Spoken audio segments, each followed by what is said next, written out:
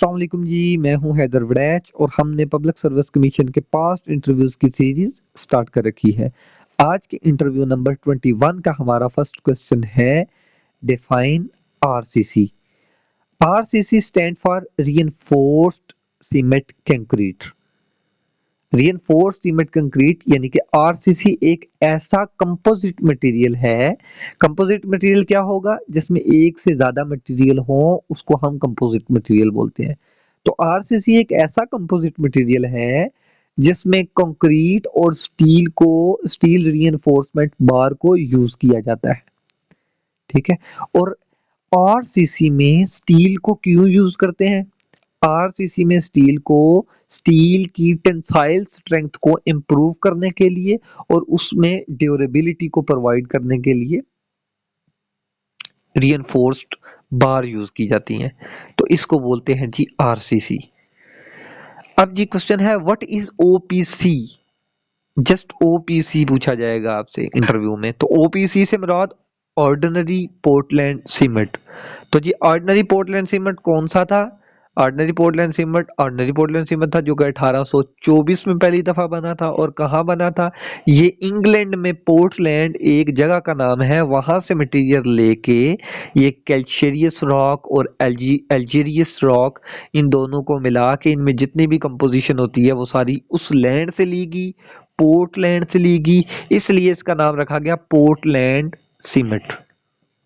ठीक है। अब पोर्टलैंड सीमेंट तो हो गया जी, 1824 में आया था। इसमें जो है वो इसकी कंपोजिशन में क्या क्या होता है? लाइम होता है, फिर सिलिका होता है, एल्यूमिना होता है, सारी चीजें कंपोजिशन है। अब ये ऑर्डिनरी पोर्टलैंड सीमेंट के ग्रेड कौन कौन से हैं? अगर ग्रेड की बात करें तो ओपीसी 33, ओपीसी 43, ओपीसी 53, यानी कि ordinary Portland 33 grade, ordinary Portland cement 43 grade, ordinary Portland cement 53 grade. अब ग्रेड से क्या मुराद होगा कि अगर ऑर्डिनरी पोर्टलैंड सीमेंट 33 को यूज करते हैं तो 28 दिन के बाद इसकी स्ट्रेंथ को 33 मेगा पास्कल होगी इसकी स्ट्रेंथ। अगर सीमेंट 43 लेंगे तो इसकी स्ट्रेंथ 43 होगी, 53 लेंगे तो इसकी स्ट्रेंथ 53 होगी। अब दूसरी चीज कि जैसे जैसे इसके इंग्रेडिएंट्स, जो इसके साइज है सीमेंट का, सीमेंट पार्टिकल्स का साइज जितना जितना बारीक या जितना जितना फाइन होता जाएगा उसी तरह उसके ग्रेड भी इंक्रीज होता जाएगा। मतलब 43 में जो फाइन पार्टिकल्स हैं वो 33 से ज्यादा फाइनर होंगे, और 53 में 43 से भी ज्यादा फाइनर पार्टिकल्स होंगे सीमेंट के। और जितने ज्यादा फाइनर पार्टिकल्स होंगे सीमेंट जल्दी से सेट भी होगा और उसकी स्ट्रेंथ भी ज्यादा होगी। ठीक है। तो ये 3 ग्रेड हैं जी ऑर्डिनरी पोर्टलैंड सीमेंट के। नेक्स्ट क्वेश्चन है जी, ग्रेड ऑफ स्टील। ये तो आपने सीमेंट के ग्रेड बताए, तो स्टील के ग्रेड के कौन कौन से होंगे? सर स्टील के ग्रेड की बात करें तो अगर ESTM के वाले से हम चेक करते हैं, अमेरिकन स्टैंडर्ड टेस्टिंग मटेरियल, ठीक है, तो इसमें देखते हैं तो ग्रेड 40 है, ग्रेड 60 है और ग्रेड 75 है। सर 3 ही ग्रेड है हमारे पास। अगर हम ग्रेड की बात करते हैं ग्रेड 40 की, तो इसकी स्ट्रेंथ होती है 40 KSI। KSI मतलब कि अगर हम PSI में लेंगे तो ये 40,000 PSI इसकी स्ट्रेंथ होगी। 60 की सर 60 KSI होगी, और PSI में कितनी होगी जी? 60,000 PSI, पाउंड पर स्क्वायर इंच। और इसी तरह 75 की बात करेंगे तो ये सर 75,000 PSI इसकी स्ट्रेंथ होगी। हाँ, अब इंटरव्यूअर आपसे ये पूछ सकता है कि ग्रेड 40 की मुझे आप स्ट्रेंथ बताएं, लेकिन आपने स्ट्रेंथ बतानी है मेगा पास्कल में, तो इसकी होती है 280 मेगा पास्कल। ग्रेड 60 की होगी 415 मेगा पास्कल। ग्रेड 75 की होगी 520 मेगा पास्कल। ठीक है। ये तो हो गए ग्रेड 40, 60 और 75। लेकिन हम ग्रेड, इसके अलावा हम ग्रेड लेते हैं जी IS ग्रेड जो है, इसके मुताबिक FE 415 भी एक ग्रेड है, 500 भी एक ग्रेड है और 550 भी एक ग्रेड है। ये डायरेक्ट मेगा पास्कल में दिया गया, हमने इधर जिक्र किया था 415 मेगा पास्कल, तो ये कौन सा ग्रेड था? 60 ग्रेड था। ठीक है। तो अगर हम मेगा पास्कल में लेंगे तो ये 3 ग्रेड यूज होंगे। ठीक है, आप इनको भी याद रख सकते हैं और या फिर आप इनको भी याद रख सकते हैं। नेक्स्ट हमारा क्वेश्चन क्या है जी? नेक्स्ट क्वेश्चन है हमारा कि what is the diameter of steel bar used in construction. हम कंस्ट्रक्शन में स्टील का कौन सा डाया यूज करते हैं? सर कंस्ट्रक्शन में तो हम मतलब तकरीबन हर डाया यूज करते हैं जो कि माइल्ड स्टील का हो सकता है, जिसमें 6 mm का हो सकता है, 8 का हो सकता है, 10 का हो सकता है, 12 का हो सकता है। तो मतलब डिजाइन पे डिपेंड करेगा ना, 8, 6, 8, 10, 12, 16, 20, 25, 32 कोई भी डायमीटर यूज हो सकता है। ये डिपेंड करेगा उसके डिजाइन और उसके ऊपर लगने वाले लोड पे। ठीक है, नेक्स्ट क्वेश्चन है जी, what type of steel is used RCC roof. RCC का आप छत बनाते हैं, स्लैब बनाते हैं, तो उसमें स्टील कौन सी यूज होगी? देखिए स्टील वैसे तो हम जो है वो माइल्ड स्टील को ज्यादा प्रेफर करेंगे अगर नॉर्मली है, हमारा मतलब कोई इतना हैवी स्ट्रक्चर नहीं है। अगर बहुत हैवी स्ट्रक्चर है तो टीएमटी, टीएमटी होता है जिसकी स्ट्रेंथ जो है वो हाई स्ट्रेंथ बार जो होती है ना, उसको टीएमटी बार बोलते हैं। ठीक है, जिसकी स्ट्रेंथ जो है वो 500 550 FE, यानी कि 500 इसकी मेगा पास्कल इसकी स्ट्रेंथ होगी किसकी? स्टील की। तो ऐसी बार भी यूज की जा सकती है। ठीक है, लेकिन नॉर्मली अगर आपसे पूछा जाता है तो आपने फर्स्ट आंसर ये करना है कि माइल्ड स्टील हम यूज करेंगे। माइल्ड स्टील कौन सा होगा सर? 40 ग्रेड का और 60 ग्रेड का। ठीक है, 60 से ग्रेड से ऊपर हम 75 का ग्रेड लेंगे तो वो टी में आ जाएगा।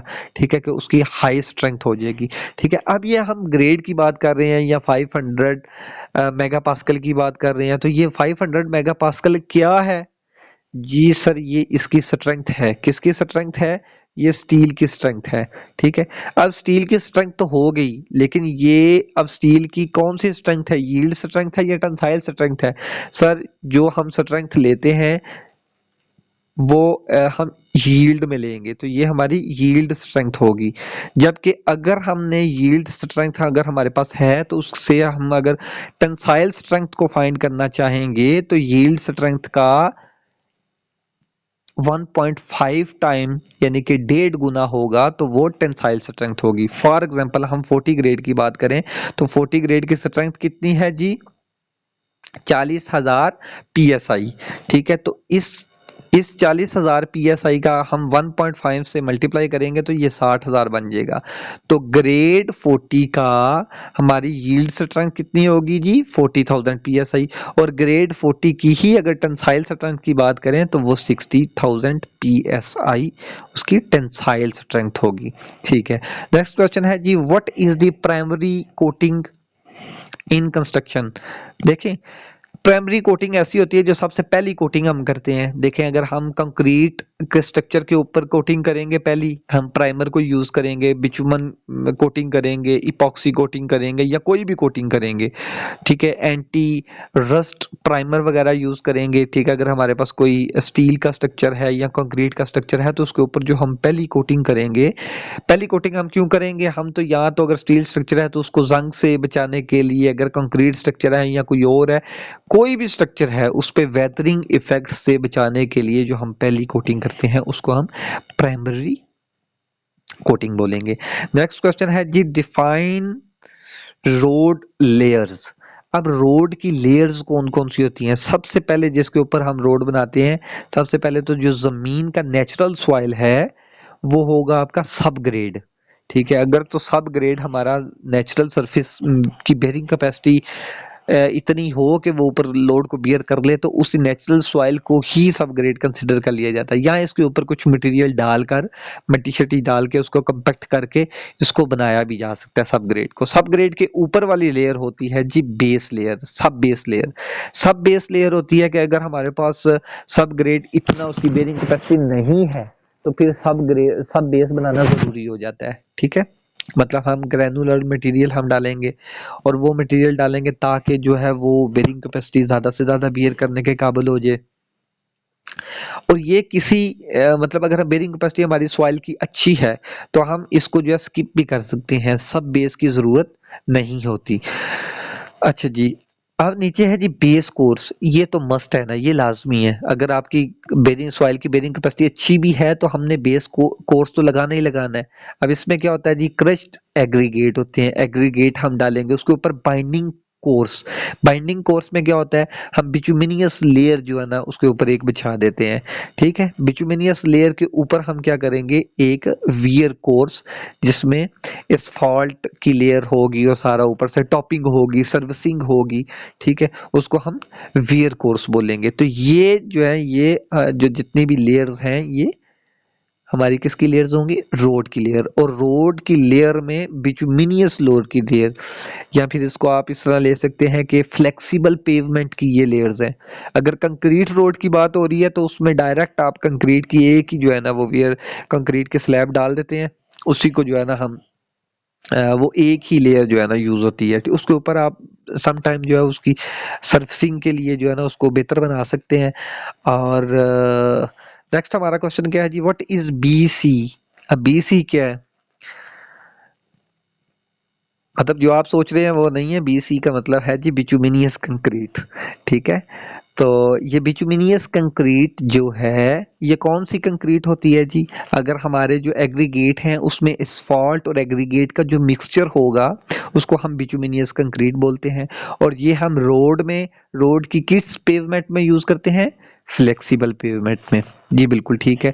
नेक्स्ट क्वेश्चन है जी, what is DPC, damp proof course क्या है। ये हमने लास्ट लेक्चर में इसको डिस्कस किया था, डेम प्रूफ कोर्स। और ये इसमें हॉरिजॉन्टली भी होती है, वर्टिकली भी डीपीसी होती है। क्यों प्रोवाइड करते हैं, क्योंकि मॉइस्चर से बचा जा सके। नेक्स्ट क्वेश्चन है जी, difference between dam and barrage. Sir dam एक ऐसा स्ट्रक्चर है जिसमें हम एक डैम को कंस्ट्रक्ट किया जाता है। डैम को हम वाटर रिटेन करने के लिए कंस्ट्रक्ट करते हैं। ठीक है, और ये ह्यूज वाटर स्टोरेज के लिए हम इसको यूज करते हैं। जबकि बैराज को देखें तो ये एक लो डाइवर्जन हेड डैम है ये भी डैम ये, लेकिन ये छोटे लेवल पे डैम होगा। ठीक है, जिसमें बहुत थोड़े वाटर को हम स्टोर कर सकते हैं। ठीक है, और डैम में एक ही स्ट्रक्चर होगा, डैम होगा जो वाटर को रिटेन कर रहा होगा, जबकि बैराज में गेटेड स्ट्रक्चर होंगे। ठीक है, गेट्स इंस्टॉल्ड होंगे और उस गेट्स के अपस्ट्रीम साइड पे हमने वाटर को हेड अप करने के लिए गेट्स को इंस्टॉल किया होगा। और ये हम क्यों करते हैं, ताकि वाटर हेड अप हो और हम उससे केनाल को रेगुलेट उधर से किया जा सके। वाटर हेड अप होगा तो ही केनाल में रेगुलेट होगा ना वाटर। तो ये होगा जी बेसिक डिफरेंस जो है डैम और बैराज में। नेक्स्ट है जी, व्हाट इज अ साइफन। अब साइफन की एक बेसिक डेफिनेशन तो ये है कि एक लेवल से दूसरे लेवल तक पानी को ट्रांसफर करना, जबकि इस दरमियान में एक कोई रुकावट आ जाए। रुकावट आएगी डेफिनेटली आप ऊपर से रेजर पानी जो है प्रोवाइड करेंगे, उसके लिए एक साइफोनिक एक्शन होगा। ठीक है, पानी ट्रांसफर होगा। जबकि हम इरिगेशन के हवाले से बात करें तो हमारी एक साइड से केनाल जा रही है, दूसरी साइड से नेचुरल ड्रेन। नेचुरल ड्रेन से मुराद रिवर भी हो सकता है, नदी नाला कुछ भी हो सकता है।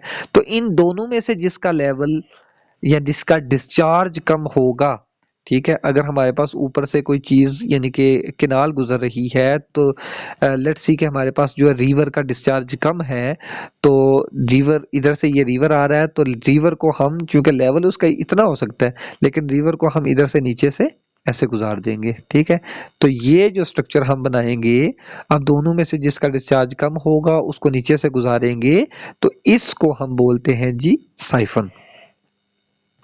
नेक्स्ट क्वेश्चन है हमारे पास जी, define and differentiate between aqueduct and super passage.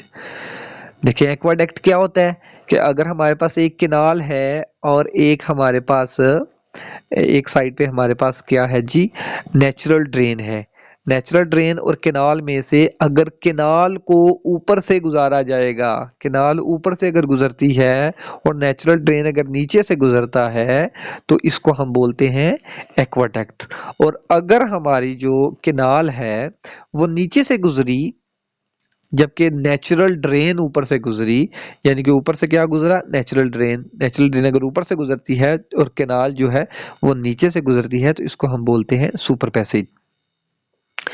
अब नेक्स्ट क्वेश्चन है जी, differentiate salinity and water logging. अब सैलिनिटी और वाटर लॉगिंग क्या होता है? वाटर लॉगिंग मतलब वाटर टेबल का, अगर ये नेचुरल सरफेस है, हमारी ग्राउंड का लेवल है, तो वाटर टेबल का इतना ज़्यादा ऊपर आ जाना कि ये रूट जोन में जो है, नीचे ये रूट जोन में आ जाए। ठीक है, रूट जोन में अगर वाटर टेबल हाई हो कि इतना हाई हो जाए कि वहाँ पे फिर जो है कि कोई भी जो है फसल को उगाया ना जा सके, तो ऐसी कंडीशन को हम वाटर लॉगिंग बोलते हैं। और सैलिनिटी क्या होता है? सैलिनिटी होता है कि जिसमें मतलब कोई भी ज़मीन जिसके ऊपर सॉल्ट जो है वो नुमाया हो जाए। सॉल्ट कब नुमाया होंगे? ये होंगे हमारी इम्प्रॉपर इरिगेशन की वजह से। हमने इरिगेशन ऐसे की है कि वो हम पानी इतना ज़्यादा लगाते रहे हैं कि उसमें नमी आ गई, या हमारा सॉल्टी वाटर हम वहाँ यूज़ करते रहे हैं तो उसमें नमी आ गई। ठीक है, तो कोई भी वजह हो सकती है। ठीक है, तो अगर हमारी ज़मीन के ऊपर नमी आ जाएगी, ठीक है, तो उसको हम सैलिनिटी बोलेंगे। अगर वाटर टेबल इतना हाई हो जाएगा कि वो रूट जोन में आ जाए, तो इसको हम बोलेंगे वाटर लॉगिंग। लास्ट क्वेश्चन है आज के लेक्चर का जी, वो define and differentiate between the perennial and non perennial canal. अब परनियल कैनाल क्या होती है? अगर ये हमारे पास रिजर्वायर है, डैम है, त्रिबेला डैम है, मंगला डैम है, या कोई भी डैम है, डैम से हमने कोई एक चैनल निकाला, चैनल से हमने आगे ये नहरें निकालना शुरू कर दी, नहर से जो है वो आगे जो है ना सारा एरिया जो है वो इरीगेट हो रहा है। तो जो हमारा रिजर्वायर से यानी डैम से वाटर स्टोर किया है, वाटर स्टोर जहाँ से किया होता है, उससे जो हम केनाल निकालते हैं ना, वो मैक्सिमम सारा साल चलती हैं। तो जो केनाल्स सारा साल चलती हैं उनको हम बोलते हैं जी परनियल केनाल। और ये सिर्फ साल में एक ही दफ़ा इसको क्लोज किया जाता है और इसको क्लोजर पीरियड में क्लोज किया जाता है। और इसको क्लोज करने का पर्पस ये होता है कि उस ड्यूरेशन में उस केनाल की रिपेयर मेंटेनेंस की जा सके। और वो क्लोजर जो है वो ड्राई सीजन में किया जाता है। ड्राई सीजन से मुराद के विंटर सीजन में, जब पानी मतलब रिवर फ्लो बहुत कम हो, नेचुरल ड्रेन भी कम हो, बारिशें भी कम हो, स्नो मेल्ट भी ना हो, ऊपर से पानी आए ही कम। ठीक है, तो वाटर कम हमारा होगा, वाटर की यूजेज भी आगे नहीं होगी, क्योंकि ये सीजन ही ऐसा होता है, इसमें जो है वो वाटर यूजेज भी कम हो जाती है। तो इस सीजन में फिर एक माह तकरीबन केनाल को क्लोज किया जाता है और इसकी रिपेयर मेंटेनेंस की जाती है। ठीक है, तो ऐसी केनाल जो सारा साल चलती है उसको हम परनियल केनाल बोलते हैं। और ये केनाल्स अमूमन जो है डैम्स या स्टोरेज से ली जाती हैं, उधर से निकाली जाती हैं। जबकि नॉन परनियल केनाल ऐसी केनाल होती है जो कि सीजन के कुछ हिस्सा, यानी कि 6 माह बंद रह सकती है, 6 माह चलाई जा सकती है, तो ऐसी केनाल को नॉन परनियल केनाल बोलते हैं। और 6 माह से क्या मुराद है कि 6 माह जब आपका ड्राई सीजन, वेट सीजन आया, वेट सीजन से मुराद फ्लड सीजन आया। फ्लड सीजन कौन सा होता है? ये मॉनसून सीजन। तो बारिशें भी बहुत ज्यादा हो रही हैं, फिर स्नो मेल्ट भी हो रहा है, फिर हर सारे दरियाओं में पानी जा रहा है, फिर उस सीजन में जब हर दरिया में पानी है तो उधर से फिर केनाल से निकाली जाती है। ठीक है, एक्स्ट्रा वाटर जो है, तो उस एक्स्ट्रा वाटर से जो है ना बाकी एरियाज को इरिगेट किया जाता है। ठीक है, तो इन केनाल्स को नॉन परनियल केनाल कहते हैं। जज़ाकल्लाह जी, मिलते हैं नेक्स्ट वीडियो में।